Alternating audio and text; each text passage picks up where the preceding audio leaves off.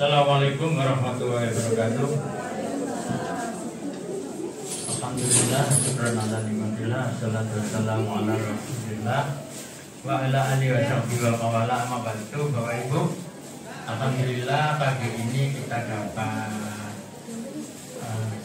menyaksikan sekaligus tugas dari Ibu Surya tentang praktek baik 7 jurus BK hebat di UPTSM Negeri Gresik.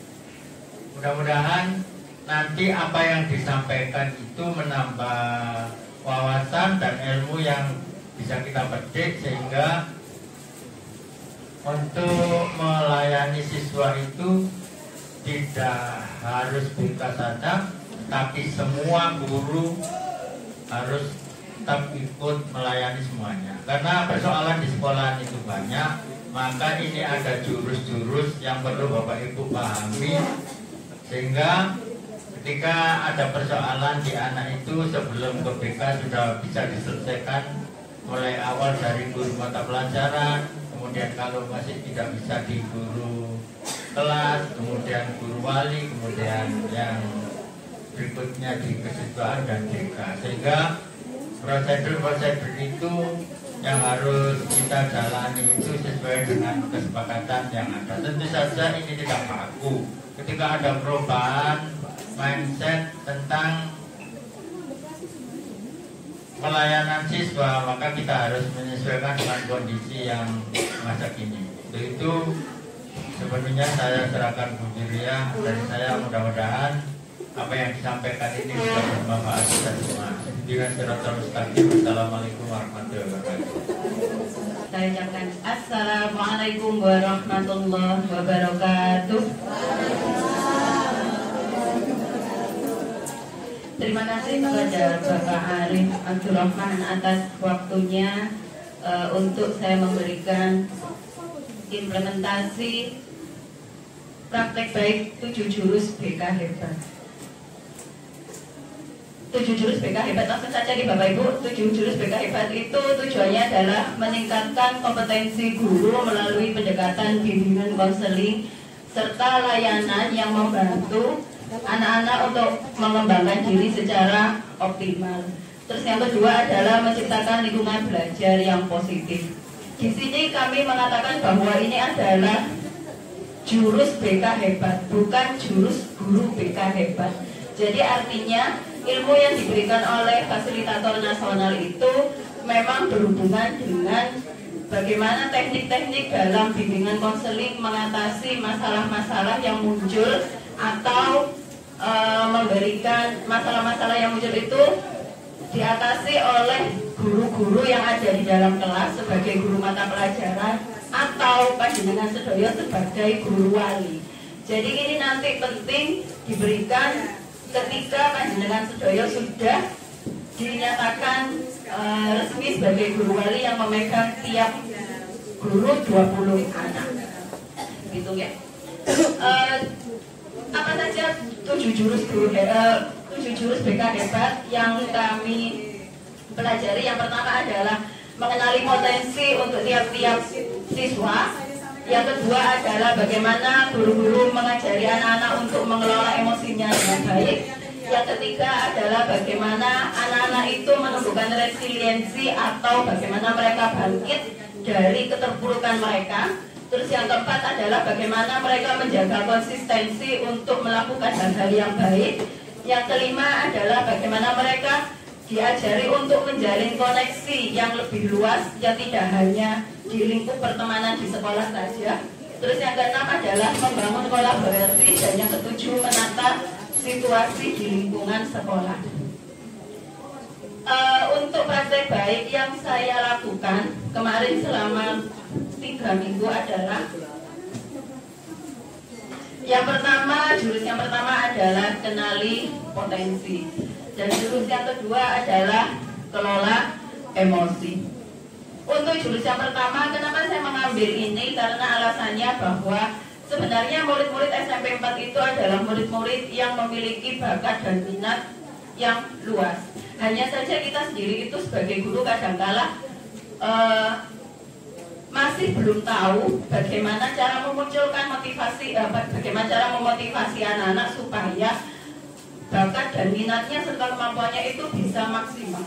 Nah, ini di sini saya berusaha untuk memberikan layanan, di mana layanannya adalah mengenal potensi diri dengan subjeknya siswa kelas 8E sebanyak 32 murid. Pelaksanaannya pada hari Kamis tanggal 23 Oktober 2025 di jam 1 dan jam kedua. Atas Bapak, di sebelah sana di atasnya TU. Oke. Wali kelasnya Bu Yeni. Terus alur pelaksanaannya yang pertama saya harus menyusun RTL dulu. Susunan RTL itu kita susun kemarin ketika saya mendapatkan pelatihan di Malang. Terus yang kedua menyusun RPL setelah kembali dari pelatihan dan pengajuan izin. Pengajuan izin ini saya minta izinnya ke Pak Yus karena memang untuk asesmen mengenali potensi anak itu harus menggunakan handphone. Karena kita di sini kan tidak boleh mengizinkan anak membawa handphone. Jadi kemarin saya minta izin Pak Yus dulu untuk 32 anak ini diizinkan membawa handphone, yang mana paginya saya bawa dulu. Ketika pelajaran saya berikan, setelah layanan selesai saya ambil lagi, saya berikan ketika pulang. Kemudian dari kami, yang pertama adalah kecerdasan majemuk, yang kedua adalah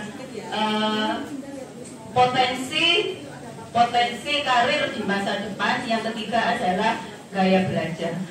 Untuk asesmen kenali potensi, karena ini sifatnya online, panjenengan semua sebagai guru mata pelajaran bisa saya menggunakan 3 ini dari akupintar.id. Ada tes kemampuan, ada potensi karir di masa depan, dan ada gaya belajar. Ini saya gunakan langsung dalam satu waktu 2 kali 40 menit. Hasilnya saya minta kumpulkan di Google Form dan langsung keluar penghitungan di spreadsheet-nya. Selanjutnya, nah, ini dari kelas 8E. Ternyata di kelas 8E itu distribusi hasilnya itu banyak anak-anak dengan kecerdasan majemuk yang di intrapersonal. Jadi panjenengan semua jangan heran kalau di kelas 8 yang mengajar di kelas 8E itu, kalau anak-anaknya diajari banyak diamnya, tapi mereka sebenarnya mendengarkan karena memang mereka tipe-tipe kecerdasannya adalah intrapersonal. Ada sekitar 11 anak. Terus untuk hasil tesnya yang distribusi tipe reasek, kemarin ada sekitar 14 anak di sosial, ada 12 anak di konvensional, realistik, yang paling rendah di enterprising. Jadi kalau panjenengan sedoyo, saya kemarin menyampaikan ke anak-anak bahwa ternyata kalian itu kalau misalkan mau bekerja di bidang-bidang sosial itu jempolnya bagus. Saya bilang gitu ke anak-anak. Berarti panjenengan semua kalau misalkan mau memberikan penugasan yang berhubungan dengan sosial, mereka semangat sekali anak-anak kelas 8 ini. Tapi kalau panjenengan semua memberikan penugasan yang berhubungan dengan enterprising atau mengajak-ngajak atau sifatnya persuasif, itu siswa-siswa 8E ternyata tidak terlalu antusias. Terus hasil tes untuk gaya belajar, monggo, ini saya sudah memberikan gambaran bahwa mereka ternyata banyak di kinestetik. Jurus yang kedua adalah kelola emosi. Alasan saya mengambil jurus yang kedua mengelola emosi adalah yang pertama jelas bahwa saya dan guru BK yang lain berusaha sangat keras untuk bagaimana mereka itu bisa memahami emosi yang mereka miliki. Jadi sepemahaman anak-anak adalah emosi itu marah, padahal itu bukan. Ada 6 emosi dasar, mulai dari marah, cinta, jijik, takut, dan lain sebagainya. Mereka harus memahami itu. Kapan mereka harus mengatakan bahwa saya marah Bu dengan si A, kapan saya merasa saya sedih Bu, nah, itu perlakuannya nanti akan berbeda.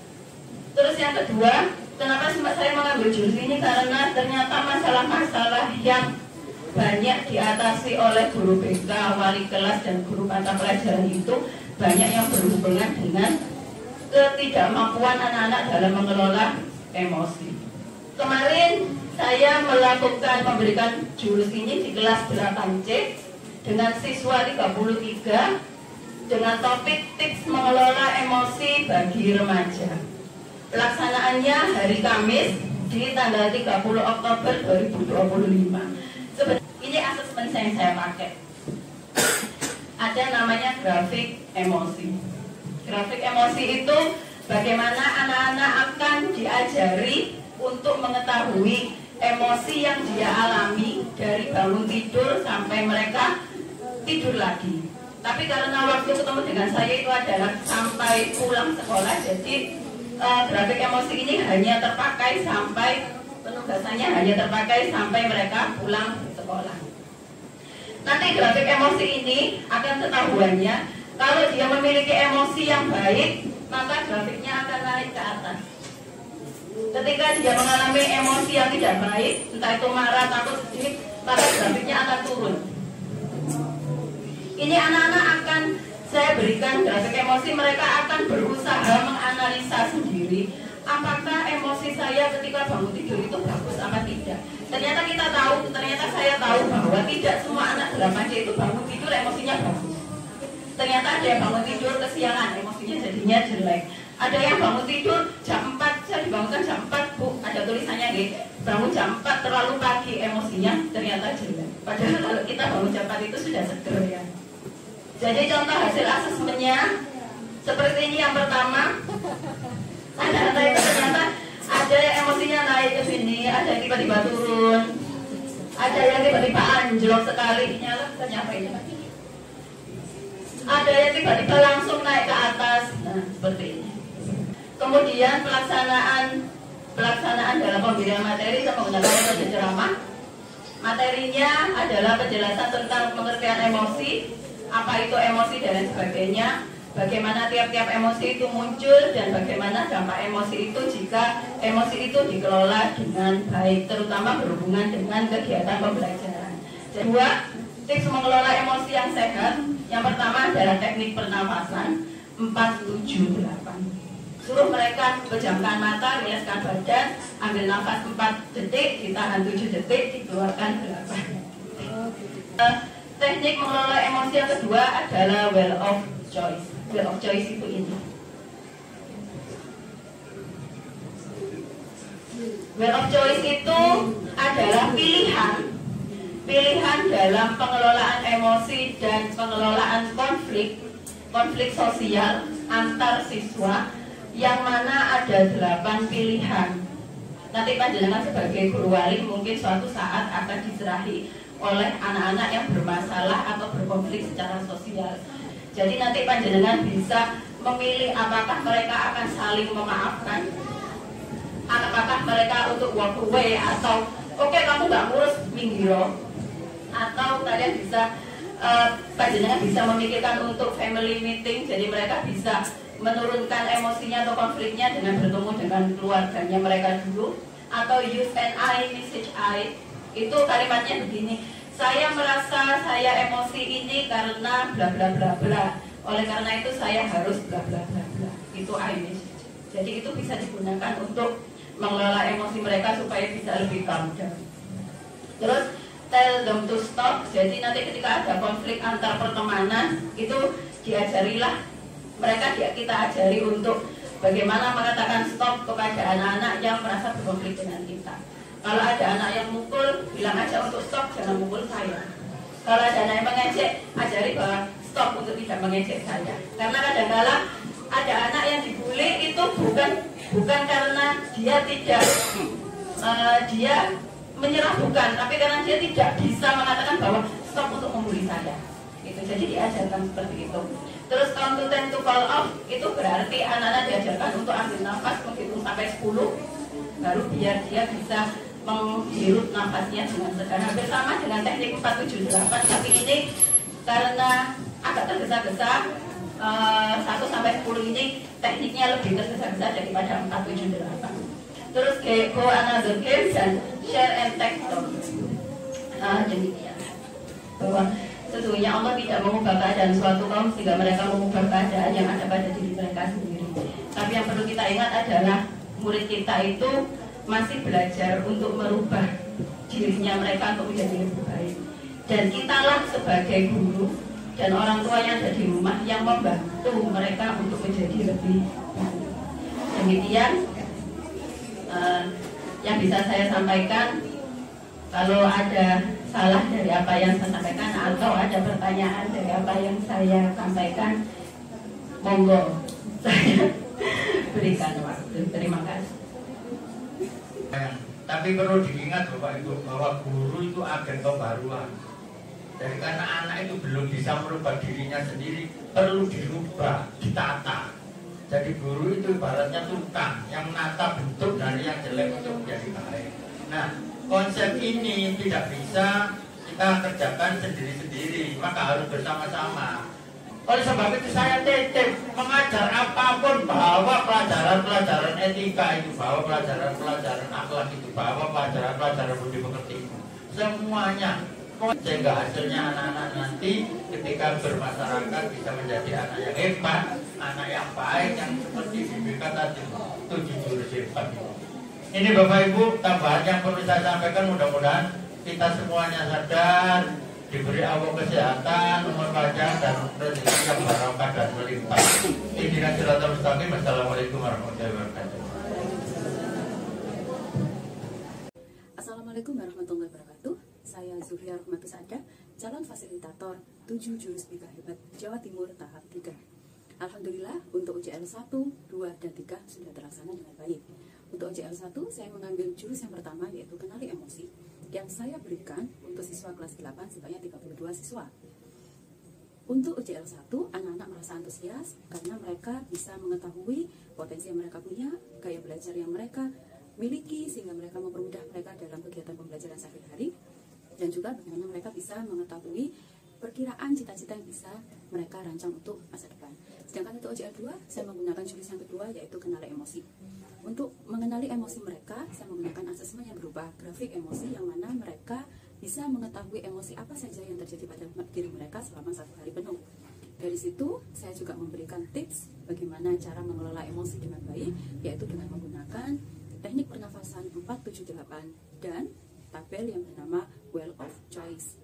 Dari teknik pernafasan 478 itu bisa mengajak mereka, bisa mengajari mereka untuk bagaimana mereka bisa meredam atau membuat calm down emosi mereka ketika mereka menghadapi masalah-masalah atau menghadapi kejadian-kejadian yang membuat emosi mereka tidak stabil. Sedangkan untuk Well of Choice bisa mereka pilih untuk bisa menentukan pilihan-pilihan bagaimana mereka bisa meredakan emosinya ketika berhubungan dengan orang lain atau mengalami konflik dengan orang lain. Sedangkan untuk UJL 3 juga alhamdulillah sudah terlaksana dengan baik. Saya memberikan pemaparan tentang bagaimana pelaksanaan UJL 1 serta UJL 2 kepada teman-teman sejawat, dan alhamdulillah mereka juga memberikan antusias yang besar kepada apa yang telah saya sampaikan. Demikian atas segala kegiatan dari UJL 1 dan UJL 2 serta UJL 3, saya ucapkan terima kasih. Assalamualaikum warahmatullahi wabarakatuh. Terima kasih atas kesempatan untuk testimoni pada pagi hari ini. Terima kasih untuk Bu Zuhriya juga untuk materi 7 jurus BK Hebat yang disampaikan pada saat ini. Materinya sangat bermanfaat bagi kita, terutama guru wali kelas, juga guru mata pelajaran, untuk mengetahui bagaimana anak mengontrol emosi, kemudian untuk menjuruskan anak tentang bakat minat anak, dan kita mengetahui gaya belajar anak. Sangat bermanfaat sekali. Terima kasih, Bu Zuhriya hebat. Assalamualaikum warahmatullahi wabarakatuh. Perkenalkan, nama saya Ibu Reni Dwi Astuti. Saya merupakan rekan sejawat dari Ibu Zuhriya. Pada kesempatan kali ini, semua guru-guru di SMP Negeri 4 Gresik mendapatkan sosialisasi tentang 7 jurus BK Hebat. Kami merasa sangat senang dan mendapatkan banyak wawasan, insight ketika kami mendapatkan materi kali ini, yaitu terutama tentang bagaimana mengenali potensi siswa serta bagaimana mengelola emosi mereka. Pada kesempatan kali ini Bu Zuhriya juga menyampaikan beberapa tools yang bisa kita gunakan sebagai guru untuk mengenali potensi siswa, sehingga dengan demikian kita akan lebih tahu bagaimana cara mengembangkan minat, bakat, serta kelebihan anak-anak didik kita. Kemudian di materi mengelola emosi kami juga mendapatkan cara bagaimana kita mengarahkan anak kita untuk mengenali emosi mereka, sehingga mereka itu bisa mengelola emosi dengan baik dan tercipta kesejahteraan diri pada diri mereka, sehingga mereka bisa belajar dengan baik dan mengembangkan potensinya dengan maksimal. Terima kasih Bu Zulia atas ilmunya. Semoga bermanfaat bagi kita semua. Assalamualaikum warahmatullahi wabarakatuh.